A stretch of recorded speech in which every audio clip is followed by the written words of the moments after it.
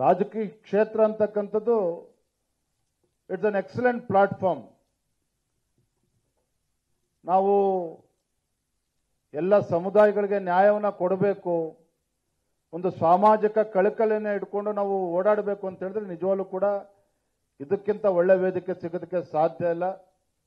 ಹಾಗಾಗಿ ನೀವು ಕೂಡ ಹೆಚ್ಚೆಚ್ಚು ಸಕ್ರಿಯವಾಗಿ ಪಾಲ್ಗೊಳ್ಳೋದ್ರ ಮುಖೇನ ನಮ್ಮ ಪ್ರಕೋಷ್ಠವನ್ನು ಕೂಡ ಬಲಪಡಿಸ್ತಕ್ಕಂಥ ಕೆಲಸ ತಾವು ಮಾಡಿ ಅನ್ನುವ ಮಾತನ್ನ ಸಂದರ್ಭದಲ್ಲಿ ಹೇಳ್ತಾ ತುಂಬ ಸಂತೋಷ ಆಗಿದೆ.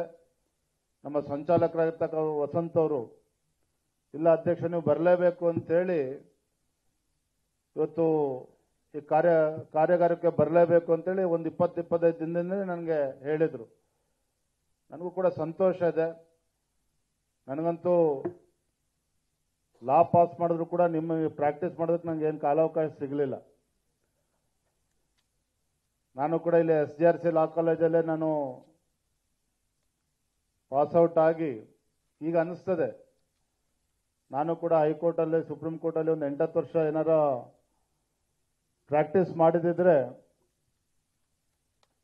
ಬಹುಶಃ ಈ 10 ವರ್ಷದಿಂದ ನಾನು ಹಿಡಿಯೋದಕ್ಕೆ ಯಾರು ಕೈಯಲ್ಲಿ ಸಾಧ್ಯ ಆಗ್ತಿರಲಿಲ್ಲ. ಹೀಗೆ ಬೊಬ್ಬೆ ಹೊಡಿತಾರೆ.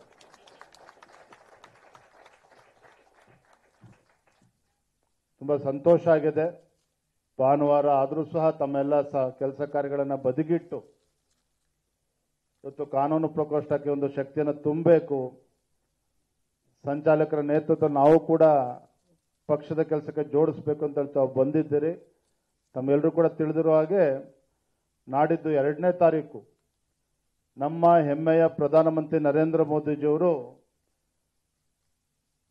ಬಿಜೆಪಿ ಮೆಂಬರ್ಶಿಪ್ ಡ್ರೈವ್ ಅದಕ್ಕೆ ಚಾಲನೆ ನೀಡ್ತಾ ಇದ್ದಾರೆ. ನಾನು ಕೂಡ 4ನೇ ತಾರೀಕು ಬೆಂಗಳೂರಿನಲ್ಲಿ ಒಂದು ಚಾಲನೆ ನೀಡ್ತಾ ಇದ್ದೇನೆ.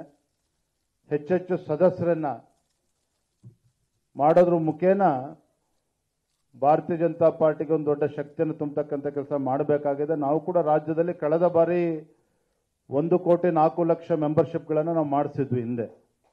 ಆದರೆ ಅದಕ್ಕಿಂತ ಮೀರಿ ಈ ಸಲ ಮೆಂಬರ್ಶಿಪ್ ಡ್ರೈವಲ್ಲಿ ನಾವು ಮಾಡಬೇಕು ಅಂತಕ್ಕಂಥ ಉದ್ದೇಶ ಇಟ್ಕೊಂಡು ಹೊರಟಿದ್ದೇವೆ. ಆ ವಿಚಾರವಾಗೂ ಕೂಡ ವಸಂತರು ಅದ್ರ ಬಗ್ಗೆ ಒಂದು ಪ್ರೆಸೆಂಟೇಷನ್ ಕೊಡಿ ಮಧ್ಯಾಹ್ನದ ಮೇಲೆ. ಮೆಂಬರ್ಶಿಪ್ ಡ್ರೈವಲ್ಲಿ ಕೂಡ ತಮ್ಮನ್ನು ತಾವು ತೊಡಗಿಸ್ಕೋಬೇಕು. ಹೆಚ್ಚೆಚ್ಚು ಯುವತಿಯರನ್ನ ಈ ಮೆಂಬರ್ಶಿಪ್ ಡ್ರೈವಲ್ಲಿ ತೆಗೆದುಕೊಂಡು ಬರಬೇಕು, ಅವ್ರನ್ನೂ ಕೂಡ ನೋಂದಣಿ ಮಾಡಿಸ್ಬೇಕು ಅನ್ನುವ ಮಾತನ್ನ ಈ ಸಂದರ್ಭದಲ್ಲಿ ಹೇಳ್ತಾ ತಮ್ಮೆಲ್ಲರೂ ಕೂಡ ಶುಭವಾಗಲಿ ಒಳ್ಳೆಯದಾಗಲಿ ಅಂತೇಳಿ ಹಾರೈಸ್ತಾ ತಮ್ಮೆಲ್ಲರೂ ಕೂಡ ವಂದಿಸಿ ನನ್ನ ಮಾತುಗಳಿಗೆ ವಿರಾಮಗಳನ್ನು ನೀಡ್ತಾ ಇದ್ದೇನೆ. ವಂದನೆಗಳು.